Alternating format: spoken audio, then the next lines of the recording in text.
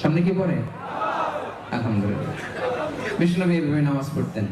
নবুয়তের প্রথম 13 বছর তিনি এভাবেই নামাজ পড়লেন। হিজরতের আদেশ আসলো, নবী সাল্লাল্লাহু আলাইহি ওয়াসাল্লাম মক্কা থেকে মদিনায় হিজরত করলেন। মদিনায় যে বিশ্বনবী বাইতুল মুকাদ্দাসের দিকেই নামাজ পড়েন, কিন্তু একটা জিনিস নাই ওইখানে। কেউ জানে না এটা কি নাই? কি নাই? কাবা কোন শহরে? মক্কা। কাবা কোন শহরে? মদিনায়। কি নাই? কাবা যে নাই, বিশ্বনবীর অন্তরে জ্বালা আছে না নাই? 13টা বছর বিষ্ণু ইসলাম কাবাকে সামনে রেখে, যদিও বাইতুল মুকাদ্দাসের দিকে, কাবাকে সামনে রেখে নামাজ পড়তেন। মদিনায় যখন গেলেন ওখানে তো কাবা নাই। এবার কি করবেন?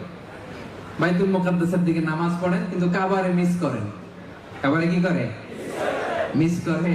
প্রত্যেক নামাজের পরে সালাম ফিরিয়ে আকাশের দিকে তাকায়, ইস আল্লাহ তাআলা যদি আমার জন্মস্থান